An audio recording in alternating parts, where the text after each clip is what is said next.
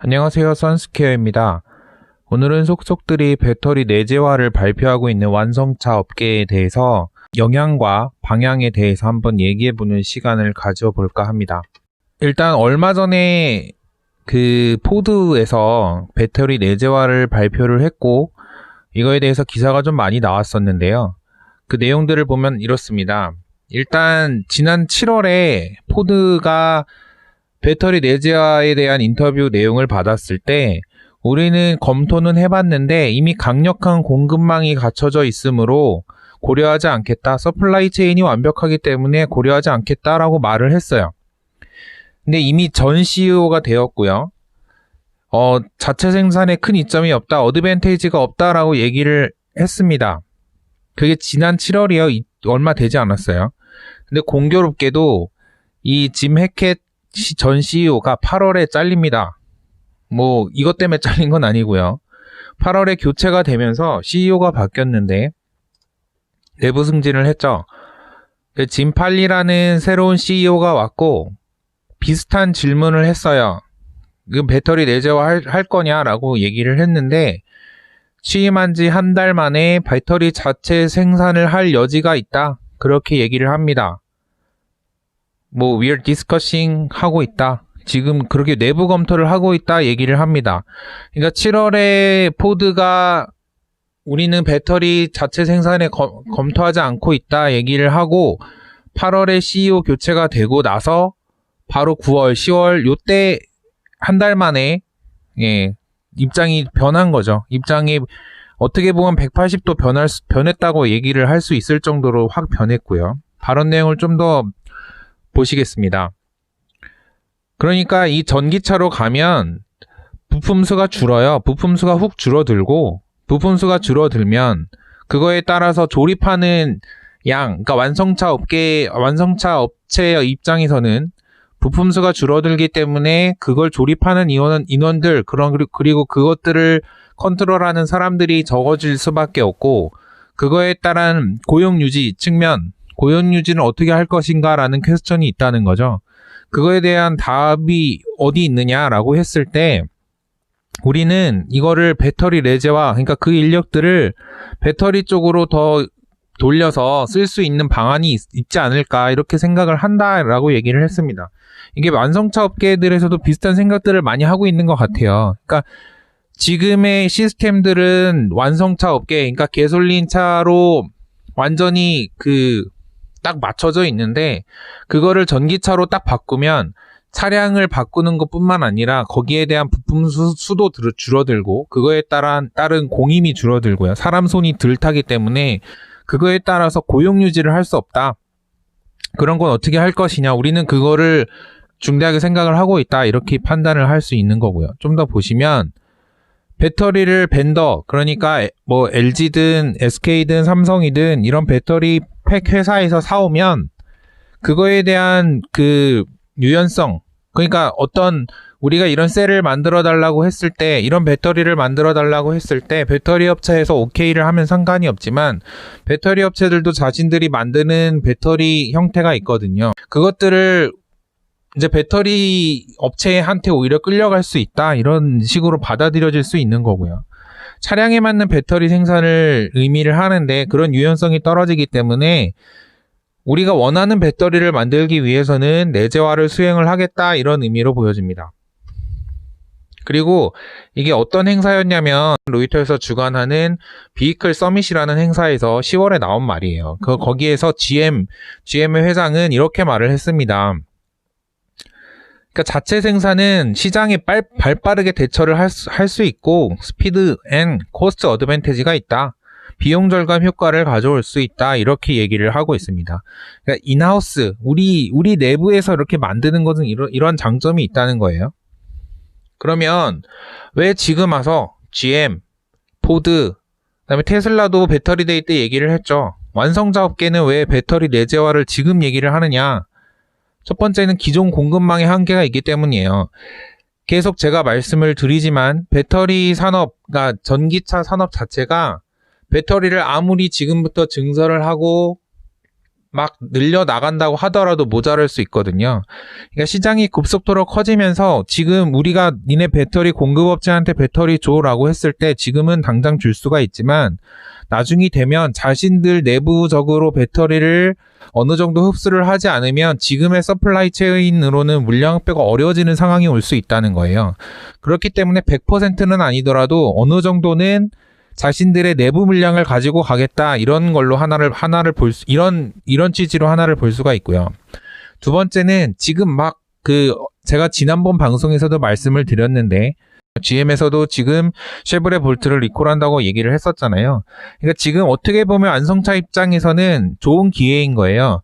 이런 전기차 화재 등 복잡한 상황이 생겼을 때 주도권을 놓지 않으려는 생각이 있는 거죠. 그래서 이게 나중에는 니네 거를 쓰지 않겠다 이런 의미가 아니라 배터리 업체를 압박을 하면서 주도권을 가져가겠다는 의도가 충분히 있는 겁니다. 제가 말씀을 저번에도 드렸지만 GM에서 그 LG화학에서 만든 배터리가 화재가 났습니다 얘기를 하면서도 지금 현재 배터리 LG화학 거 쓰고 있다는 얘기는 안 하거든요. 그러니까 그 얘기는 뭐냐면은 지금 LG나 삼성이나 SK나 이런 배터리 업체들을 압박을 하는 거예요. 이런 용도로 쓸 수 있다 이렇게 얘기를 드리고요. 그러니까 세 번째는 테슬라의 위협인데 사실 순수 전기차 회사는 테슬라밖에 없죠. 지금 현재 두드러지는 건 테슬라밖에 없고 지금 테슬라는 뒤에 표를 보여드리긴 하겠지만 전기차 시장에선 압도적이에요. 근데 전기차 시장 자체가 전체 차량 시장에서 봤을 때 10%가 채 안 되기 때문에 테슬라가 아무리 압도적이라고 해도 지금까지는 완성차 업체들에 대해서 그렇게 큰 위협이 되지 않았어요. 그런데 그게 나중에 비율이 커지면, 전기차의 비중이 커지면 테슬라의 비중이 그만큼 커질 것이다. 그것이 완성차 업계한테는 엄청난 큰 압박으로 다가올 수 있다는 것이죠. 실제로 테슬라 역시도 그러니까 테슬라의 일론 머스크도 배터리 데이에서 우리 2022년부터 자체 생산해서 시장에 공급하겠다라고 얘기를 했어요. 그래서 4680 배터리 얘기 나오고 했었잖아요. 그래서 2, 3년 후에는 내재화를 하겠다라고 선언을 한 상태입니다. 그러니까 테슬라가 이렇게 가는 것도 위협이 되고 전기차 시장에서 테슬라가 차지하는 비중이 있기 때문에 완성차 업계는 굉장히 좀 고민을 하고 있다 이렇게 보여지고요. 현재 테슬라 그 비중입니다. 그러니까 만대 기준 30만 대 정도 되는데 그래프를 보시면 절반 정도를 테슬라가 차지를 하고 있어요. 전체 70만 대가 조금 넘으니까 절반 정도를 테슬라가 담당을 하고 있다 이렇게 볼 수 있는데, 이 전기차라는 것 자체가 전체 시장에서는 크지 않기 때문에 그렇게 위협적이지 않다라고 말씀을 드렸잖아요. 이게 보시면 2020년 순수 전기차는 요 밑에 2개 정도를 볼 수 있어요. 그러니까 BEV, PHEV, EV, BEV, PHEV 이런 것들이 순수 전기차라고 볼 수 있는데 위에는 하이브리드고요.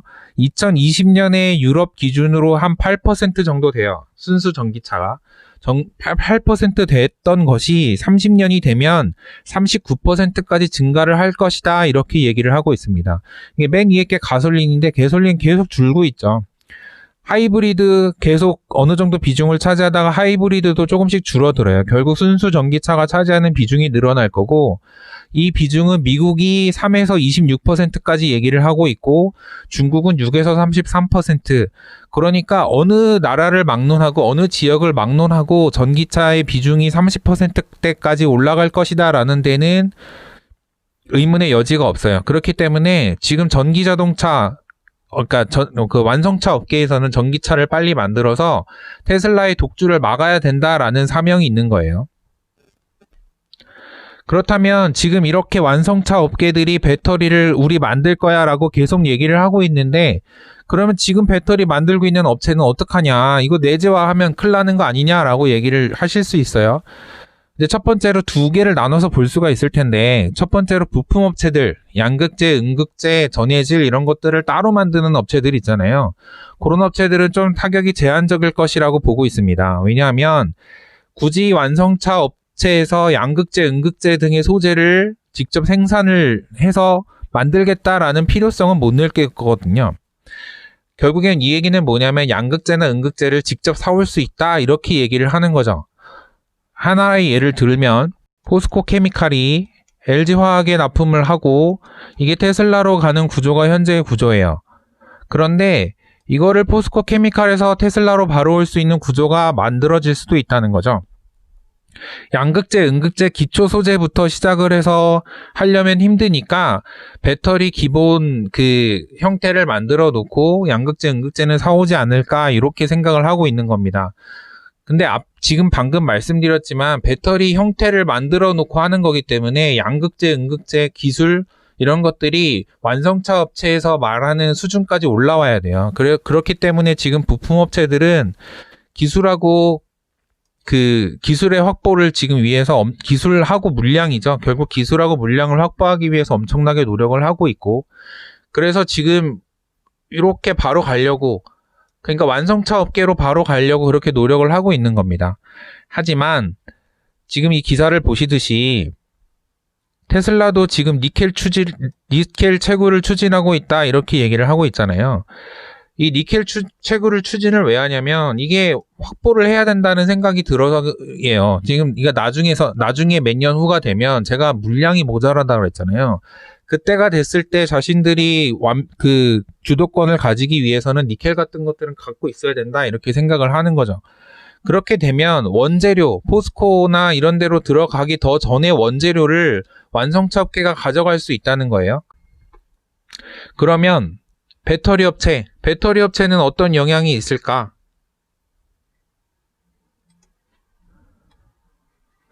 배터리 업체도 영향이 있겠죠. 근데 배터리 업체는 그 완성차하고 협력을 좀 중시를 해야 됩니다. 이게 무슨 얘기인가 하면 이 완성차 업체에서 말하는 그 내재화라는 것이 우리가 배터리 공장 새로 세워서 지금부터 요 이 땅에서 배터리 새로 만들 거야 이렇게 보시면 안 돼요. 그렇게 보실 필요는 없고 두 가지가 있을 텐데, 하나는 배터리 합작사를 만들어요. 조인트 벤처 같은 합작사를 만들어요. 합작사를 만드는 게 있을 거고, 또 하나는 인수합병이 있겠죠. 근데 지금 이미 배터리 회사들이 많이 컸어요. 많이 컸기 때문에 완성차 업계에서도 이런 업체들을 인수합병을 통해서 가져간다? 그건 굉장히 그 자금력으로도 문제가 될 수 있고 기술적으로도 이게 나중에 문제가 됐을 경우에는 떨쳐낼 수가 없기 때문에 인수합병은 쉽지 않을 것이다. 대신에 합작을 많이 할 거예요. 이미 LG화학이나 GM의 사례가 있어요. LG화학, GM의 사례가 있는데 지난해 12월에 이제 공시 같은 것들을 보시면 각각 1조씩 출자를 해서 그 배터리 합작법인을 만든다 이렇게 돼 있습니다. 얼티엄 셀즈라는 회사를 출범을 하게 돼 있고, 이게 뭐 연간 생산 능력으로는 30기가와트시죠. 연간 생산 능력으로 30기가와트시 정도 될 전망이고요. 그래서 LG화학 입장에서 봤을 때는 미국에 지금 공장이 2개가 돌아가는 거기 때문에 그런 장점이 있고, GM 입장에서는 아까 말씀드린 것처럼 자신들의 알맞는 구미에 맞는 배터리를 그 제작을 할 수가 있기 때문에 그런 데서 서로 시너지가 있다라고 보는 거죠.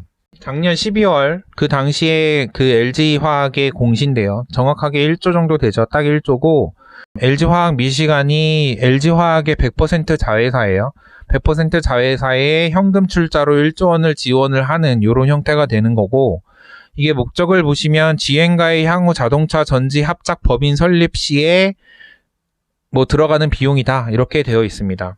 이게 실제로 시작이 됐고 2023년까지 비용이 들어가는 거기 때문에 현재 뭐 비용이 다 들어가진 않았을 거예요. 비용이 조금씩 들어가고 있는 걸로 알고 있고요.